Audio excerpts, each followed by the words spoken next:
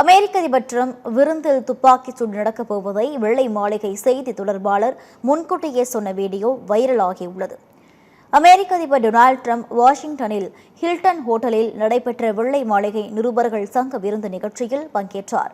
அப்போது கோல் Thomas Alan என்ற 31 வயது பொறியாளர் திடீரென உள்ளே புகுந்து துப்பாக்கிச் சூடு நடத்தினார்.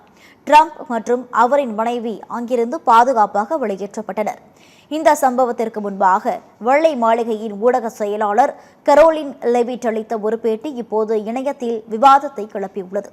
பேட்டியில் பேசிய இவர், இன்று இரவு சில ஷாட்கள் இருக்கும். இது மிகவும் வேடிக்கையாகவும் சுவாரஸ்யமாகவும் இருக்க போகிறது. டிரம்பின் ஸ்டைலை பார்க்க அனைவரும் தயாராக இருங்கள் என்று கூறியிருந்தார். டிரம்ப் தனது பேச்சின் மூலம் ஊடகங்களை கடுமையாக விமர்சிப்பார் என்பதையே அவர் அவ்வாறு குறிப்பிட்டிருந்தார் என்று கூறப்படுகிறது. ஆனால் அதே இரவு நிஜமாகவே துப்பாக்கிச் சூடு நடத்திவிட்டது. அவரது வார்த்தைகள் முன்கூட்டியே திட்டமிட்ட சதி போல சமூக வலைதளங்களில் சித்தரிக்கப்படுகின்றன. ஆனால் இது ஒரு தற்செயலான வார்த்தை பிரயோகம் மட்டுமே என்று அதிகாரிகள் விளக்கம் அளித்துள்ளனர்.